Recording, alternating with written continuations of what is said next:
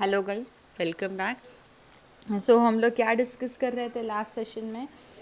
Extraction of aluminium. Extraction of aluminium as a 2 step process. पहला वाला जो process है वो है concentration of ore and second is electrolytic reduction. Concentration of ore में वापस 2 स्टेप है, Bayer's process and Hall's process. Bayer's process में 3 रिएक्शंस हैं, हॉल्स प्रोसेस में भी 3 रिएक्शन है।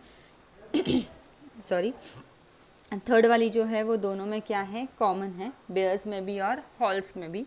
सो एल्यूमिनियम हाइड्रोक्साइड जो मिलता है उसे फिल्टर वॉश कैल्साइन करते हैं 1000 degree Celsius to obtain alumina.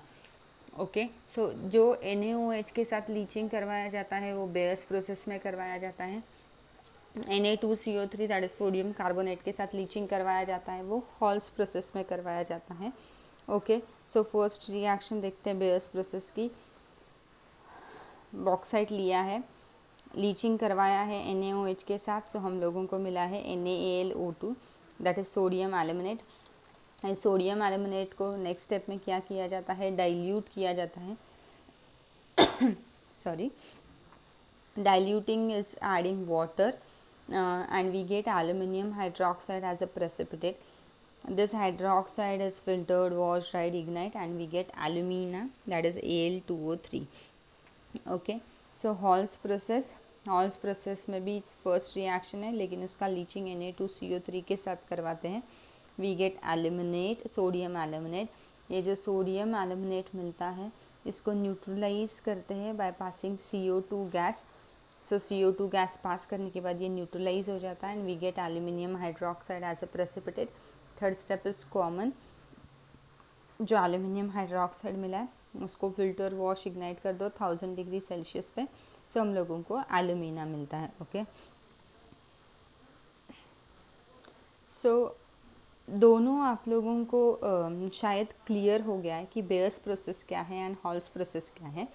आप लोगों को बहुत सिंपल क्वेश्चन आ सकता है कि बेयर्स प्रोसेस के 3 रिएक्शन लिखो, हॉल्स प्रोसेस के 3 रिएक्शन लिखो, या कंप्लीट द रिएक्शन, या ऐसे ही कुछ में ऐसा आ सकता है what happens when bauxite reacts with Na2CO3, what happens when bauxite is leached with NaOH, या ऐसा कुछ। ओके, सो ये एक आध रिएक्शन आ सकता है बेसिकली, या सिंपल तीनों रिएक्शन बेयर्स के लिखो, तीनों रिएक्शन हॉल्स के लिखो, या फिर कॉन्सेंट्रेशन ऑफ ओर एक्सप्लेन करो by Bayer's process, concentration of ore explain करो बाय हॉल्स प्रोसेस, या बहुत ही सिंपल क्वेश्चन की कॉन्सेंट्रेशन ऑफ ओर डिस्कस करो। ये तीनों आपको याद रखना है। एक्सरसाइज में एक क्वेश्चन है जो सिर्फ इन रिएक्शंस के ऊपर है। ओके, सो ये आपको बाय हार्ट ही करने होंगे। So will move further. हम लोग electrolytic reduction of alumina. Electrolytic reduction of alumina same electrolysis के जैसा है, कोई डिफरेंस नहीं है। इसका फिगर जो है, ये इलेक्ट्रोलिटिक रिडक्शन की जो डायग्राम है वो हमेशा 2 मार्क्स के लिए आती है। सो आप लोग इसे एक बार प्रैक्टिस कर देना। ये जो ऊपर से डिप किए गए हैं वो एनोड है, ये सब डिस्कस हो गया है। एनोड क्या है, कैथोड क्या है। ये एक टैंक लिया गया है, टैंक के अंदर से देखो मैंने जैसे जिगजैग लाइंस मारे हैं, वो किसका काम करते हैं, कैथोड के। ये बैटरी है करंट सप्लाई के लिए। इसके अंदर हम लोगों ने क्या डाला है, मिक्सचर ऑफ एल्यूमिना डाला है, क्रायोलाइट डाला है और फ्लोरस्पार डाला है। अब क्या होता है, जो हमको फर्स्ट स्टेप में यानी इस स्टेप से मिला हुआ जो हमको एल्यूमिना है वो हम यहाँ पे यूज़ करते हैं, लेकिन उसका मेल्टिंग पॉइंट 2000 डिग्री सेल्सियस से भी ज़्यादा होता है। सो इतना ज़्यादा टेम्परेचर अटेंड करना डिफ़िकल्ट होता है। तो हम इसके अंदर ये 2 कैटलिस्ट ऐड करते हैं। ये दोनों कैटलिस्ट ऐड करने की वजह से उसका मेल्टिंग पॉइंट 1000 डिग्री सेल्सियस पे आ जाता है। 1 मार्क का क्वेश्चन कि कौन से ऐड करने के बाद टेम्परेचर रिड्यूस हो जाता है, तो क्रायोलाइट एंड फ्लोरस्पार डालने के बाद सॉरी टेम्परेचर रिड्यूस हो जाता है। सो ये टैंक है, इनर लाइनिंग कैथोड का है, ऊपर से जो रॉड डिप्स किए है वो एनोड है। अभी इसके अंदर क्या है, Al2O3। अब मैंने बोला ये दोनों कैटलिस्ट है, तो क्या ये Al2O3 को डिस्टर्ब करने वाले हैं क्या, नहीं। अब उसके लिए आप लोगों को कैटलिस्ट की डेफिनेशन याद करनी होगी। ये रिएक्शन में कभी पार्ट नहीं लेते, सो इनका अभी कुछ भी यानी मेल्टिंग पॉइंट सिर्फ ये क्या करने वाले, रिड्यूस करने वाले, उसके अलावा ये कुछ नहीं करने वाले। सो अभी करंट पास करेंगे, करंट पास करेंगे तो Al2O3 इनका सेग्रीगेशन होने लगेगा, सेपरेशन होने लगेगा। यानी एल्यूमिनियम अलग हो जाएगा और ऑक्सीजन अलग हो जाएगा। तो वो कैसे होगा देखते हैं। Al3+ हो जाएगा और O2- होगा। फिर कुछ टाइम के बाद हमको पूरे सोल्यूशन में Al3+ और O2- मिलेगा। ये पॉजिटिव चार्ज है और कैथोड कौन सा चार्ज होता है, नेगेटिव चार्ज होता है। सो ये एल्यूमिनियम इसके पास आ जाएगा, यानी यहाँ पे हर जगह Al3+, Al3+, Al3+, Al3+ ऐसा हम लोगों को मिलेगा। और ये ऑक्सीजन है वो यहाँ पे ऐसे O2-, O2-, O2-, ऐसे लिबरेट होता हुआ दिखेगा। यानी ऑक्सीजन ये एनोड्स के यहाँ पे लिबरेट होगा और एल्यूमिनियम यहाँ पे क्या हो जाएगा, डिपॉजिट हो जाएगा। हेवी है इसके लिए वो नीचे आ जाएगा। फिर ये जो एल्यूमिनियम है यहाँ पे एक आउटलेट है, वहाँ से क्या किया जाता है, पीरियोडिकली रिमूव किया जाता है। लेकिन अब यहाँ पे क्या होता है, ये जो एनोड है ये ग्राफाइट का बना है। ग्राफाइट इस क्या है, एलोट्रोप ऑफ कार्बन। सो ये कार्बन के साथ यहाँ पे क्या रिएक्ट करता है, ऑक्सीजन और कार्बन डाइऑक्साइड गैस लिबरेट करता है।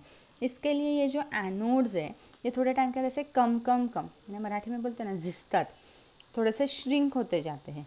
सो they need to be replaced from time to time. आपको 2 मार्क का गिव रीजन का क्वेश्चन है कि ये जो एनोड है ये क्या करते हैं, they need to be change from time to time. So ये क्या है, सो आप लोग वहाँ पे रिएक्शन लिख सकते हो। You can mention C+O2 gives you CO2। मैंने आप लोगों को जो पेपर भेजा है उसके साथ मैंने जो आंसर भेजा है, तो आप लोग यानी क्वेश्चन पेपर और आंसर, तो उसमें देखो मैंने sodium is kept under kerosene and calcium floats over water during reaction with water, वो आंसर्स में मैंने रिएक्शन मेंशन की है। रिएक्शन मेंशन करने से हमारा आंसर एकदम अलग से हाईलाइट हो जाता है। सो एग्जामिनर इतना अंदर का नहीं पढ़ते बैठना है। तो जहाँ जहाँ पे यू आर श्योर कि आप बहुत अच्छा रिएक्शन लिख सकते हो, तो guys please do mention the reaction, okay. So यहाँ पे oxygen reacts with anode to form carbon dioxide. That's why the anode needs to get replaced from time to time. Electrolytic reduction बहुत छोटा part है, लेकिन 2 mark का figure या फिर 2 marks के लिए हम लोगों को गिव रीज़न ऐसे कुछ भी पूछ सकते हैं, ओके।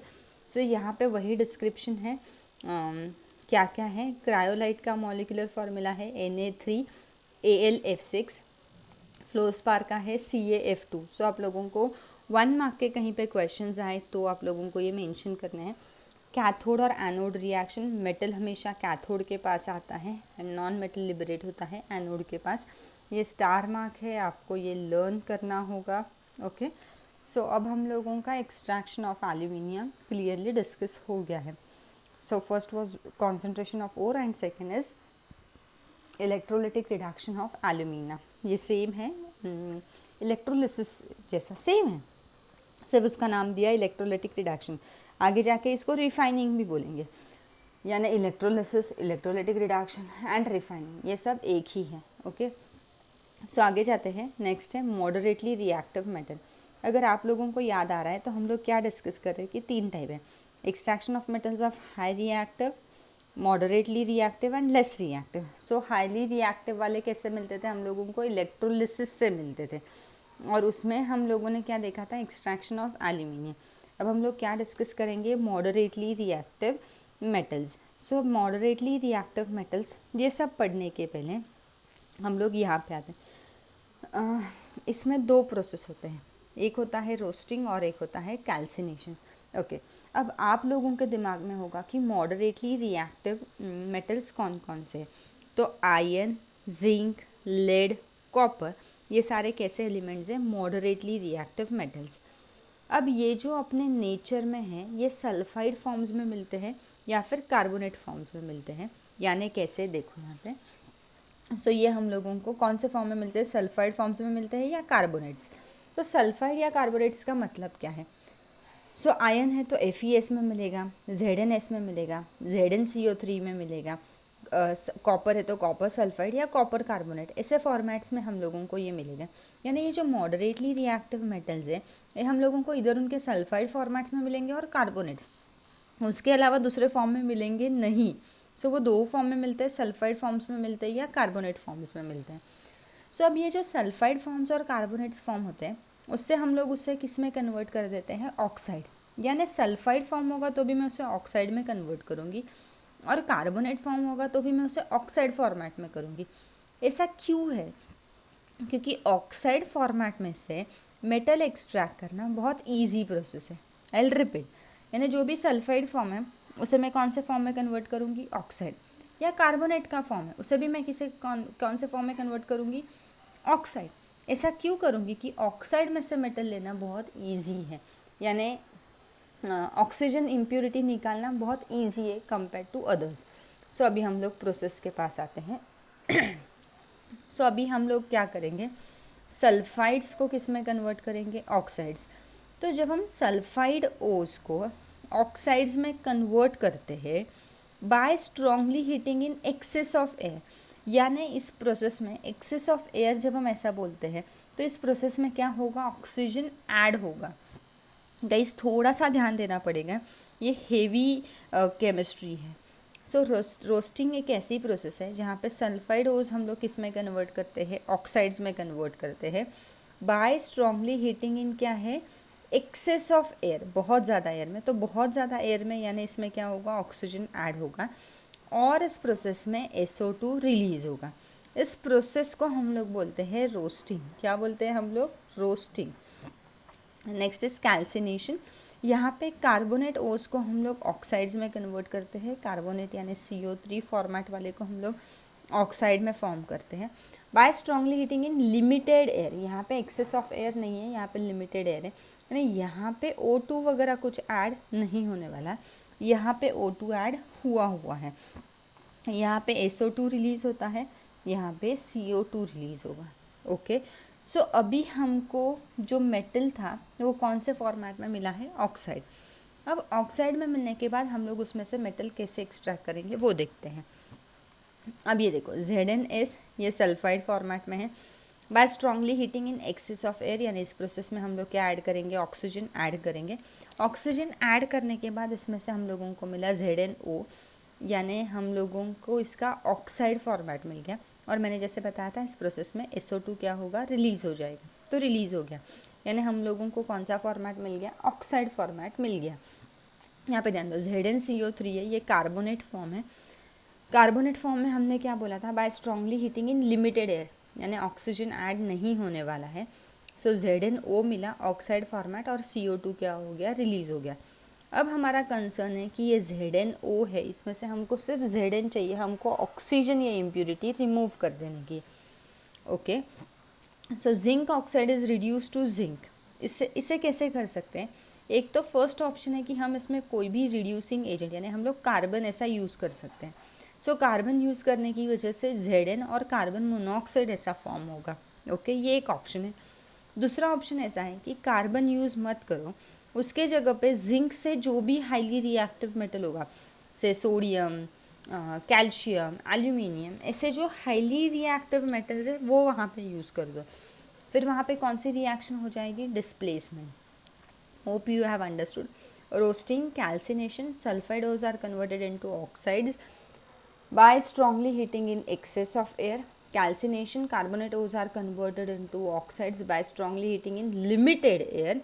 So limited air और ये excess of air है, SO2 फॉर्म होता है, CO2। ये जो ऑक्साइड्स जो हमको मिला है मेटल ऑक्साइड, उसमें क्या यूज़ करने का, कार्बन रिड्यूसिंग एजेंट। सो हम लोगों को Zn मिलता है प्लस कार्बन मोनोऑक्साइड क्या हो जाता है, रिलीज़ हो जाता है।